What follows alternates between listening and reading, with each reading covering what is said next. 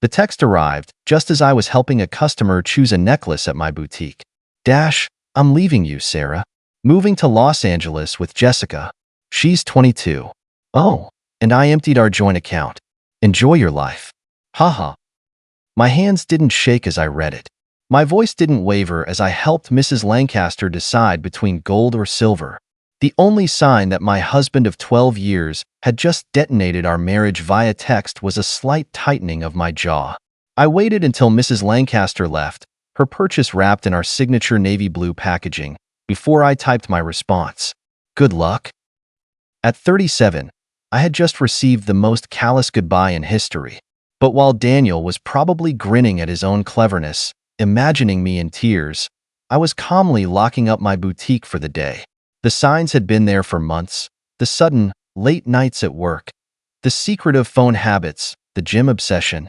3 months ago, I found a dinner receipt for 2 at a restaurant he claimed he couldn't afford when I had suggested a date night. That same evening, I opened a separate bank account. A week later, when he suggested we combine finances to make things easier, I smiled and agreed, while discreetly moving my personal savings into my own account. The joint account he had just emptied? It held only enough to keep him from getting suspicious, about 2 months' worth of deposits. The rest? Safe. Along with every suspicious transaction I had tracked for the past year. My phone buzzed again. Don't bother begging. Jessica and I leave tomorrow. I'll send for my stuff later. Jessica, the new receptionist at his office. I'd met her once at the holiday party, watched her laugh too loudly at his jokes, noticed how she touched his arm when she thought no one was looking. She was young, naive. She probably thought she was special. I didn't respond. Instead, I called my lawyer, the one I had consulted 2 months ago when I found hotel charges on our credit card statement. It's time, I said simply. I'll file the papers first thing tomorrow, she replied. Do you want him served in Los Angeles? No rush. Let him think he's won first. I poured myself a glass of wine. The good stuff. The one I had been saving for a special occasion. This qualified. The next morning, I woke up to another text from Daniel. I know this must be hard for you. You're not getting any younger, after all. At least you have your little shop to keep you busy. My little shop. The boutique I built from scratch. The one that generated more income than his middle management salary. The one whose profits I had wisely kept separate from our joint finances. I smiled, thinking about the certified letters that would be waiting for him soon. Let him enjoy his moment of triumph. I spent the morning at home. My home. The house I had inherited from my grandmother, the one I had never added Daniel's name to, despite his repeated suggestions. Just another instinct that had paid off. As I organized the final documents for my lawyer, I found our wedding album buried under some papers. Daniel looked different back then, before his midlife crisis had turned him into a caricature of himself. These days, he wore shirts too tight for his softening middle, used slang that made him sound ridiculous, and spent way too much time trying to impress the 20-somethings at his office. My phone buzzed again. I've been planning this for months. Jessica understands me in ways you never could. You'll be fine. Maybe you'll even find someone your own age. Already told my family. They agree. We just grew apart. No one's fault, really. I screenshot every message. Daniel was handing me evidence on a silver platter, proof that he had premeditated this entire thing. Then, one last text caught my attention. By the way, I used the joint card to book our flights and hotel. Consider it my parting gift. LOL. Perfect. I called my credit card company. Mrs. Adams speaking. I need to report fraudulent charges and cancel a card immediately. The customer service rep asked for details. 2 first-class tickets to Los Angeles, booked yesterday. Hotel charges at the Beverly Grand. Oh, and I need to remove my husband as an authorized user. Do you have documentation of the fraud? Yes. A text message from my husband admitting he used our joint card to book a vacation with his girlfriend after draining our bank account. Would you like me to forward it? Her professional tone couldn't quite hide the satisfaction in her voice. That won't be necessary, ma'am. The charges will be reversed immediately. By the time Daniel and Jessica arrived at the airport, their tickets would be invalid. Their hotel reservation? Cancelled. My phone buzzed again. Don't worry about the house. I'll let you stay there until you find something smaller. I actually laughed out loud. Did he really think he had any claim to my grandmother's house? Had his ego grown so large that he forgot whose name was on the deed? Then, another text.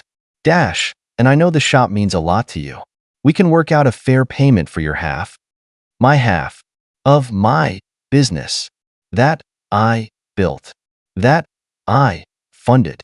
While he rolled his eyes at my long hours and called it a little hobby, I poured myself another glass of wine. Tomorrow, Daniel would learn some hard truths about property law, separate assets, and just how much he had underestimated me. But tonight, I would enjoy my victory.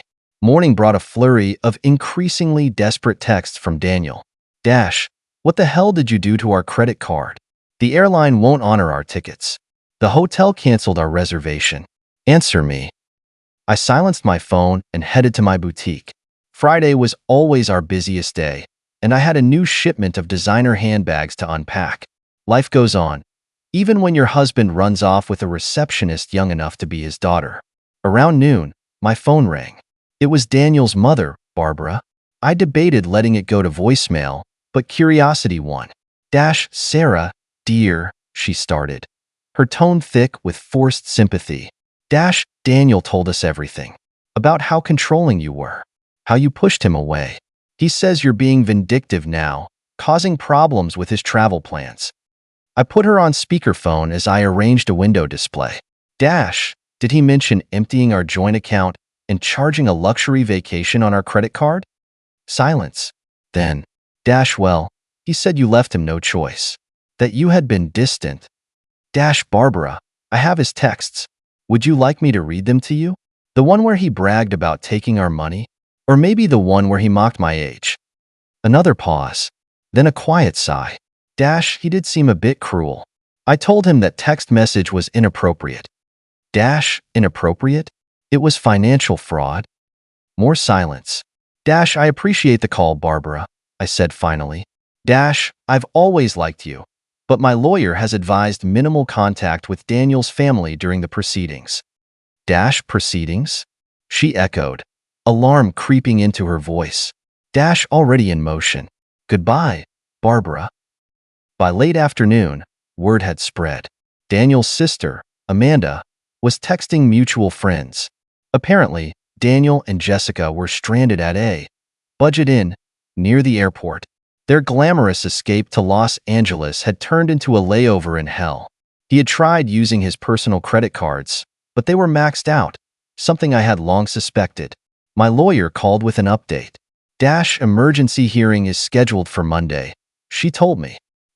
Given his admission of emptying the joint account and the documented credit card fraud, we're in a strong position to freeze all remaining assets.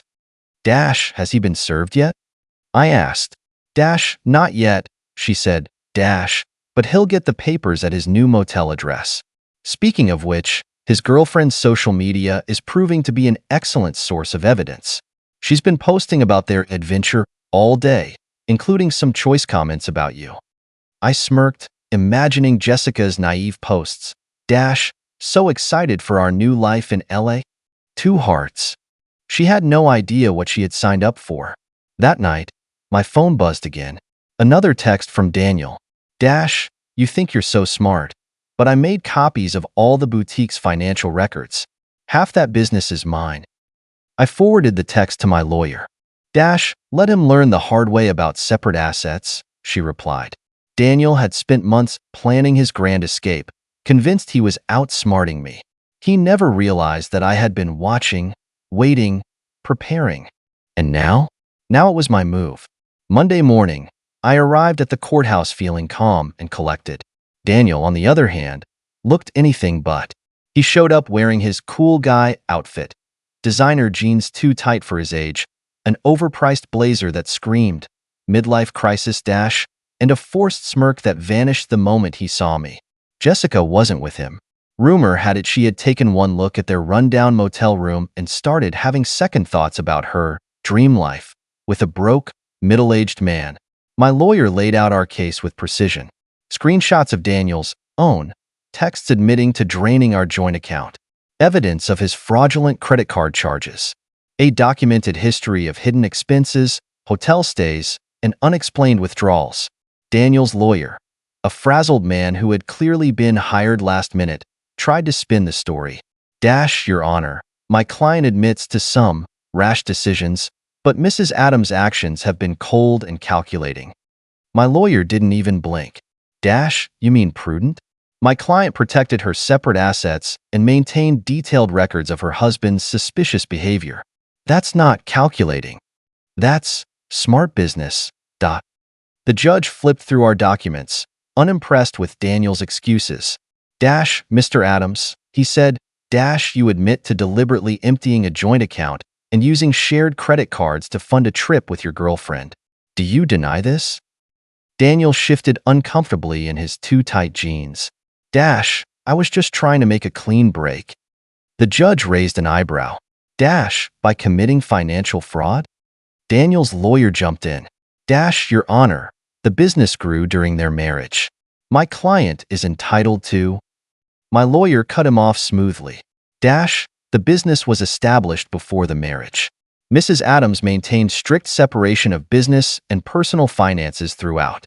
We have documentation of every penny invested and earned. The boutique is legally, indisputably, hers. I watched as the reality sank in for Daniel. He had thought this would be easy. He would empty our accounts, run off with his new girlfriend, and somehow walk away with half of my business.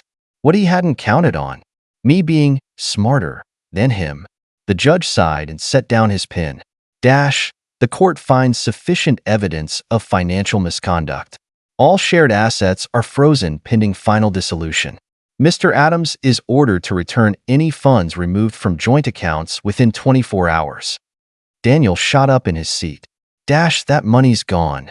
We spent it on... The judge cut him off. Then I suggest you find a way to replace it. I sat back, satisfied, as Daniel's world crumbled around him. Outside the courthouse, I overheard him on the phone with Jessica. What do you mean? You're going back to your ex? Jessica, are you serious? She was. Jessica had dumped him. Meanwhile, I walked back to my car, heading to my business, one he had never understood or respected. He had tried to destroy me. Instead, he had set me free. The next few weeks were a slow, painful downfall for Daniel. He had expected to start a glamorous new life in Los Angeles, but instead, he was sleeping in a twin bed at his parents' house, surrounded by old football trophies and posters from his college days. Jessica had completely ghosted him. His credit cards? Maxed out. His savings? Gone. His job? In jeopardy. Apparently, his company's HR department had launched an investigation into his relationship with Jessica. It turned out that dating the receptionist wasn't just unethical. It was a direct violation of company policy. The promotion he had been expecting went to someone else. He tried to claim age discrimination. His boss just added that complaint to his file. Meanwhile, I was thriving. My boutique was busier than ever, partially thanks to the local gossip surrounding my legendary divorce. Women came in specifically to show support. My ex tried the same thing. One customer confided, running her fingers over a designer handbag. Thought he could take everything in the divorce. Men like that never expect us to be smarter than them. Daniel's sister, Amanda, even stopped by one day. We had no idea, she admitted, shaking her head. He told us you had been cold, controlling, that he needed to escape. But then we saw his texts, the way he bragged about taking your money. That's not the brother I thought I knew. His mother called too, this time in tears. The things he said about your age, about replacing you with someone younger. I raised him better than that. I thought I did anyway. I let her calls go to voicemail. Their regret might have meant something weeks ago, when they blindly took his side. Now, it just felt like rats deserting a sinking ship. Then, one afternoon, I got another text from Daniel. The tone had changed. You've ruined everything. I never meant to hurt you. You'll regret being so vindictive. Can't we work something out? That business would be nothing without my support. I laughed. His support? I forwarded the text to my lawyer and blocked his number. Let him drown in his own mess. Through mutual friends, I heard Jessica had started warning people about him. Be careful. He's manipulative. He made all these promises, but the second things got tough, he expected me to pay for everything. She even shared screenshots of his desperate attempts to win her back. Daniel had thought he was trading me in for a younger, more exciting model. Instead, he had downgraded to a girl who realized she deserved better. Now, he was alone, broke, job on the line, no one left to manipulate. And me? I was untouchable. Months passed. My boutique expanded. A second location, then a third. Meanwhile, Daniel spiraled. His attempts to challenge the divorce settlement were laughed out of court. Every petition was denied. Every plea for a fair division of assets dismissed with cold, legal precision. One day, my lawyer called, barely able to hide her amusement. He actually tried arguing that his text about emptying the account was just a joke, she said. And? The judge asked if haha made theft less illegal. I smiled. Daniel's career continued to unravel. Without his expected promotion, he was stuck in the same mid-level position, his reputation tarnished by the HR investigation. He had become the guy who lost everything to a receptionist and a divorce. At the office, younger employees mocked him behind his back. Older ones pitted him. He tried online gambling, hoping for a quick fix to his financial problems. Lost even more money. Tried investing in crypto. Failed. Tried dating apps. Humiliated. Apparently, women his age weren't interested in a broke, middle-aged man living with his parents. And younger women? Having heard the office gossip, they steered clear. Meanwhile, I was being invited to business panels, asked to mentor young entrepreneurs. People didn't see me as a divorcee anymore. They saw me as a force. One day, Melissa, the ex-girlfriend, showed up at my store. She looked younger than ever. Or maybe I just felt stronger than ever. I owe you an apology, she said. I believed everything he told me about you. That you were cold, controlling. That you didn't support his dreams. Then I watched him pull the same tricks on me. I continued arranging a display of designer sunglasses. Those weren't dreams, Melissa. Those were escapes. There's a difference. She nodded. I know that now. Then, after a pause, she added, he tried to move in with me when you froze the accounts. Thought my studio apartment would be temporary. After 2 weeks of him complaining about the size of my closet and hinting that I should take out a loan for a bigger place, I understood exactly who he was. I actually laughed. Let me guess. He had big plans but no way to fund them? She smiled. Exactly. Everything was going to work out once. His investments paid off once. He got a promotion once. His crypto took off. I shook my head. Men like Daniel are always one lucky break away from being successful. And when it doesn't happen, it's always someone else's fault. Melissa sighed. I'm dating someone my own age now. We have student loans and a tiny apartment, but at least we're building something real. She left, and I turned to my assistant manager. Was that the girlfriend? No, I said, smiling. That was just another woman who learned the same lesson I did. Meanwhile, Daniel kept sinking. His parents stopped enabling him. His job let him go during company restructuring. With no savings, no backup plan, he moved into a tiny studio apartment above someone's garage. His dating profile still said, young at heart. But his profile picture? Clearly outdated. At the 5-year anniversary celebration of my first boutique, I stood in front of a packed crowd.